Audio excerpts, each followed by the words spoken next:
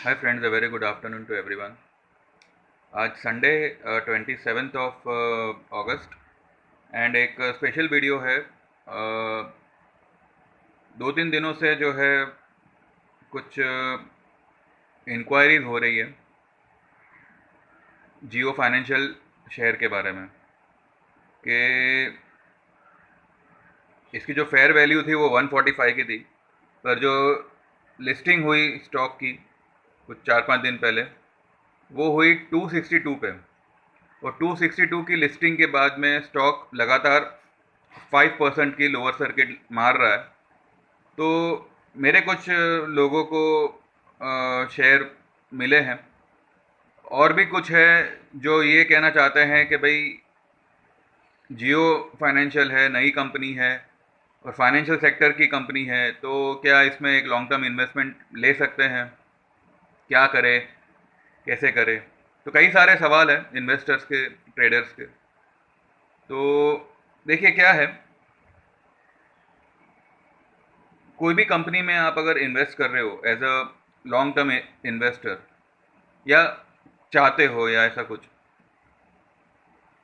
ये आपने औरों से भी सुना होगा और मेरे से भी कई बार सुना होगा कि स्टॉक मार्केट जो है वो सिर्फ 3 चीज़ों पे खड़ा है: टेक्निकल, फंडामेंटल एंड सेंटिमेंटल। अब क्योंकि स्टॉक, जियो फाइनेंशियल का स्टॉक नया नया लिस्ट हुआ है, तो इसमें टेक्निकल तो कुछ हम देख नहीं पाएंगे।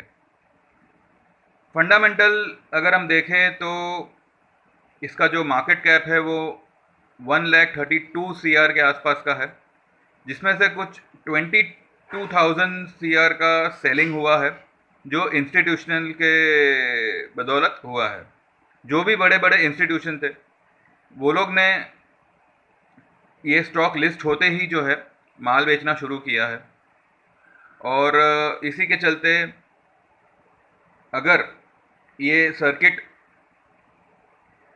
लगना बंद हो रहा है, आई मीन, तो ऐसी भी न्यूज़ है कि इसको NSE BSE दोनों से जो है बाहर किया जाएगा स्टॉक को। अब ऐसे में एक नॉर्मल इन्वेस्टर को ये स्टॉक में इन्वेस्ट करना चाहिए, नहीं करना चाहिए, अभी बाहर निकालने की बात जो है वो 1 सितंबर तक पोस्टपोन्ड हुई है। तो फंडामेंटली अगर हम देखें तो हमारे पास में सिर्फ एक ही चीज़ है कि इसका मार्केट कैप इज़ 1,32,000। बाकी कंपनी क्या करेगी, क्या करने वाली है, उसका बिजनेस प्रपोजल क्या होगा, बिजनेस आइडिया क्या होगी, ये अभी तक सिर्फ और सिर्फ ऑन पेपर है। फिजिकल मार्केट में Jio financial is not standing anywhere, first of all. तो ये हुआ फंडामेंटल। सेंटिमेंटल अगर हम देखें तो obviously it has got a big sentiment of Reliance. Mukesh Ambani की कंपनी है, एंड अगर हम मुकेश अंबानी जी की बात करें तो 28 ऑफ अगस्त यानी कि कल मंडे को उनका एक AGM है, एनुअल व्हाट वी से, एक एनुअल मीटिंग जो साल में एक बार होती है। और पिछले AGM में उन्होंने उन्होंने ये कहा था इन्वेस्टरों को कि एट प्रेजेंट रिलायंस जहाँ पे खड़ा है वो आने वाले सालों में, 5 साल पकड़ लो, या रिलायंस जहाँ पे अभी खड़ा है वो उस वैल्यू से डबल हो जाएगा, ऐसा उनका कहना था। अब इसके लिए जो है कई सारी कंपनीज जो रिलायंस के अंडर में ऑलरेडी काम कर रही है उसको लिस्ट होके सेंसेक्स में, एक्सचेंज में आना पड़ेगा, पहली बात। तो रिलायंस, आई मीन टू से जियो फाइनेंशियल में आपको इन्वेस्ट करना है, नहीं करना है। देखिए कंपनी नई है, इसका फंडामेंटल अभी तक सिर्फ इतना ही है कि इसका मार्केट कैप अच्छा खासा है।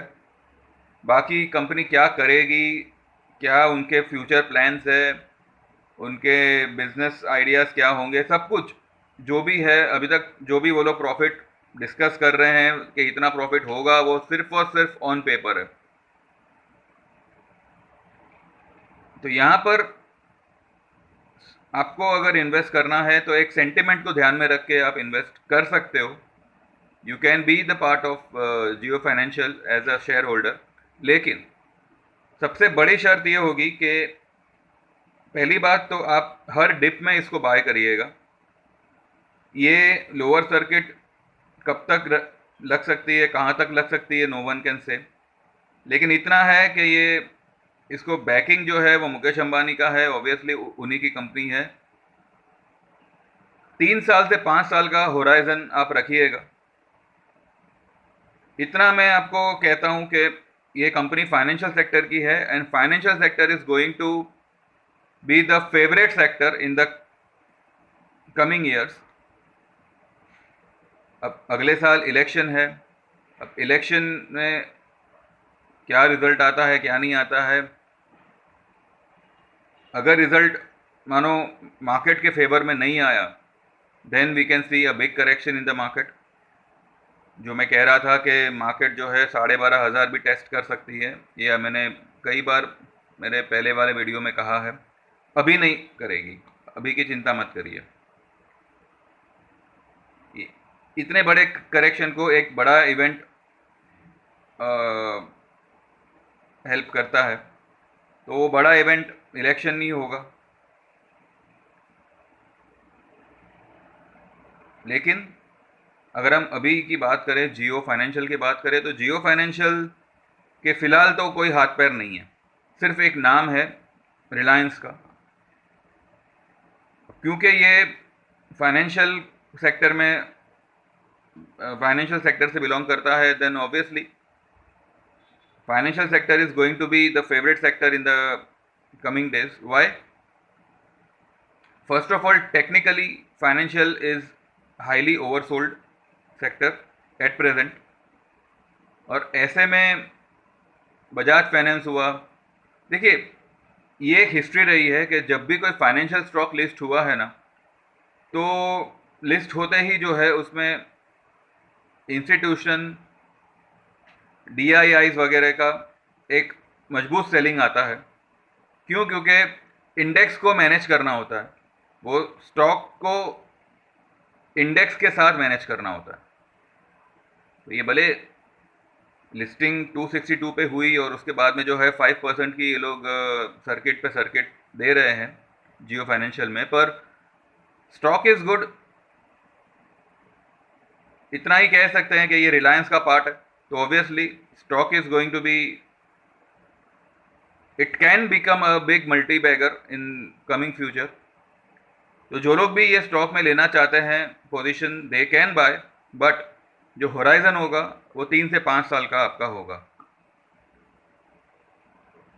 हो सकता है कि आने वाले 3 से 5 साल के अंदर ये 1000 रुपीज़ का भी स्तर पार कर दे, बिकॉज कंपनी का प्रॉफिट कैसे होगा, प्रॉफिट तो कंपनी करेगी नो डाउट, पर अब कितना करती है, कैसे करती है, बिकॉज ये सब कुछ जो है ऑन पेपर है। और अगर ऑन पेपर के मुताबिक उन्होंने जो सोचा है वो अगर हुआ, देन इसकी जो फेयर वैल्यू कंपनी की होगी, जो शेयर वैल्यू होगी, इट कैन गो अबव 1000। ठीक है, तो this Jio financial can become a multi bagger in the coming future. बस शर्त इतनी है कि आपको जो है आज लेके भूल जाओ, एक ज़्यादा नहीं, एक 20-25 हज़ार रुपये के शेयर ले लो and just forget it for 3 years 5 years. Don't look at that stock every day. दूसरी बात, कल और पूरे आने वाले हफ्ते में रिलायंस का स्टॉक एक फोकस में रहेगा, बिकॉज पहली बात तो AGM हो रहा है कल। हो सकता है कि AGM के बाद में रिलायंस में थोड़ी नरमाई आए, जो हमेशा आती है। अब वो लोग कल क्या अनाउंस कर रहे हैं, कौन से सेक्टर पे अनाउंस कर रहे हैं, वो एक देखने वाली बात होगी। उन्होंने पिछले एजीएम में कहा था कि they are going to launch 5G का उनका जो मोबाइल है। उन्होंने कुछ शायद if I am not wrong Ganesh Chaturthi का उन्होंने टाइम डिसाइड किया था, लेकिन बाद में उन्होंने ये बात को विड्रॉ किया था। अब कल अगर मानो ऐसी कोई अनाउंसमेंट आती है कि भाई 5G का उनका जो फ़ोन है वो लोग मार्केट में लॉन्च करेंगे, तो उसका लॉन्चिंग हो सकता है इसी साल के गणेश उत्सव पे हो। तो रिलायंस में जो है बहुत वॉलेटिलिटी रहेगी। मैंने आपको रिलायंस बाय ऑन डिप्स बोला ही है, there is nothing to worry. थोड़ी बहुत अफरा तफरी के बाद में रिलायंस एक स्टेबिलिटी के साथ ऊपर भागेगा और वो ऊपर ही भागेगा। आपको अगर डिप मिलती है you can go long in Reliance.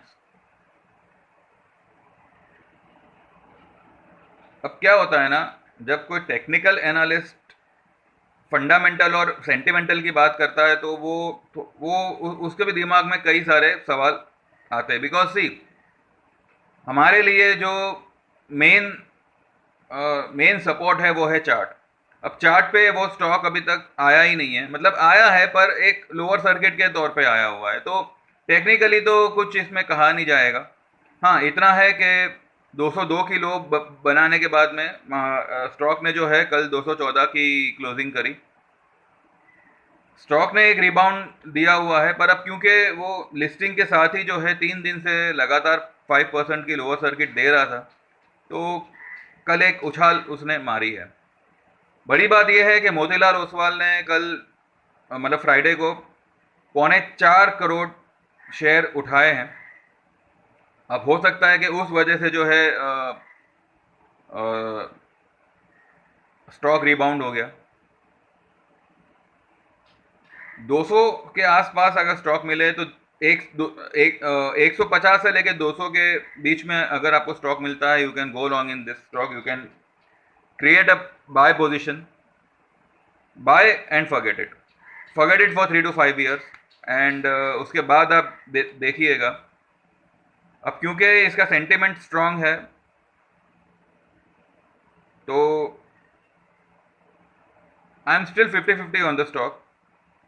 But yes, अगर कोई मुझे पूछे कि भाई हमें लेना चाहिए, then I will obviously recommend कि हाँ आपको लेना चाहिए, लेकिन जो आपका टाइम होराइजन होगा वो 3 से 5 साल का होगा।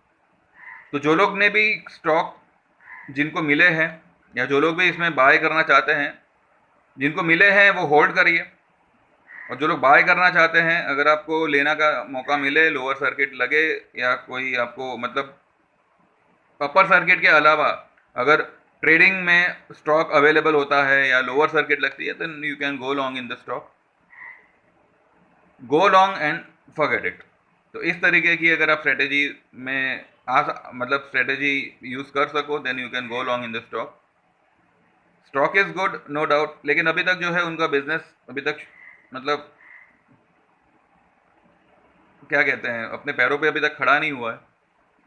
तो जो भी है उनका सब ऑन पेपर ही है। तो आने वाले दिनों में ये जियो फाइनेंशियल करेगा धमाका, पर उसको थोड़ा वक्त लगेगा। एजीएम पे कल ध्यान दीजिएगा, एजीएम में अंबानी जी क्या बोलते हैं और उनका मेन फोकस किस पे रहेगा, तो उस हिसाब से जो है रिलायंस में पोजीशन आएगी। अगर कल रिलायंस नरम भी हो गया, आई मीन थोड़ा सा वीक भी पड़ गया, तो घबराइएगा मत, आप बाय पोजीशन बनाइएगा। 1 आध 2 दिन में रिलायंस तेजी पकड़ेगा। क्योंकि देखिए रिलायंस जैसे स्टॉक में जो है ना, ट्रेडिंग के साथ साथ आप अगर उसको पोर्टफोलियो में शामिल करते हो, एक एक एक लॉन्ग टर्म या फिर एक एटलीस्ट मिड टर्म, एटलीस्ट 3 महीने 6 महीने के लिए आप ये स्टॉक को बाय करिए, तब जाके जो है आपको इसमें एक अच्छा प्रॉफिट दिखेगा। हो सकता है अपने कई बार ऐसा हो कि आपने लिया और स्टॉक ने आपको 2-3% का इंट्राडे में ही मूवमेंट दे दिया, वो ट्रेडिंग हो गया, वो अलग बात हो गई। बट एज अ इन्वेस्टर अगर आप रिलायंस में इन्वेस्ट करना चाहते हो, then there has to be some patience and also some strategy for this particular counter. तो जियो के लिए मेरा यही है, जियो फाइनेंशियल के लिए मेरा यही व्यू है कि you can go long in this, लेकिन होराइजन आपको थोड़ा लंबा रखना पड़ेगा। ठीक है। बस इतना ही है, बाकी मेरी चैनल सब्सक्राइब करिएगा and also get enrol for 399 trading tips. अब जो मार्केट की वॉलेटिलिटी होगी उसमें आप किस तरीके से टैकल करोगे, कौन से शेयर को आप बाय करोगे और अच्छा खासा प्रॉफिट विदाउट एनी टेंशन कमाओगे, तो वो आपको हमारे ट्रेडिंग टिप्स में आपको वो ट्रेडिंग आइडिया मिलेगी। तो just get enrol, my WhatsApp number is 9082503553 and get enrol for 399 trading tips. Okay, चलो, thank you very much, all the best, take care, bye bye, see you tomorrow.